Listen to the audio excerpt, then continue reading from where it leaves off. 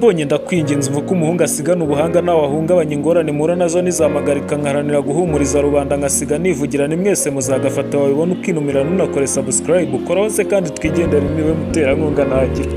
koraho sige tujyana mbasusurutse kahave duhabye abatatuzi bahora baduca amazi tubacira impaka rwose tubayobore mu nganzo bayoboke inganzo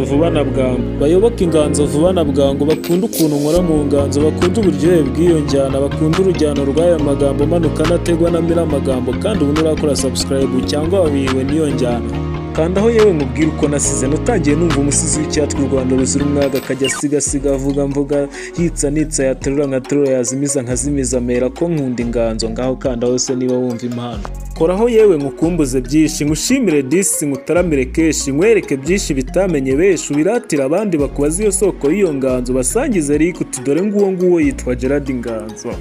uti nguwo ni mugabo udatenguha uti nguwo ni umuhungu wanga ubugwara uti nguwo ni muheto ndangamirwa ku rugamba uti nguwo ni rudatetereza rudaterana imarirwa kurusha ku rugamba akaba rutetereza umubisha urugamba rukomeye natinya aho rushyushya atabarira mu bambere bakamwikanga imirindi atarahagera bati muhunga inzovu y'imirindi irasesekaye uti nguwo mukandire subscribe ni umusizi uhangana ubuhanga akarara inganza ahanga agahura n'ingorane agaharanira guhanga muri mitima y'abakunze kubw'imitoma n'uwinangiye akamugarura mu rukundo atunkumbuje urwanjye reka mumagara urwanjye ruzenuze nkunde ngwizituze niba dusoje ndi kumwe nawe dore kandi ndasabye none minkungu ngombo nide guseba undebere hasi ukore kukazogera uzunguze bahurure wahageze mbere unyuzurize imbehe ngugaburire ituze unteze intambwe ntigeze mu buzima intera imbaraga ngume mu rugendo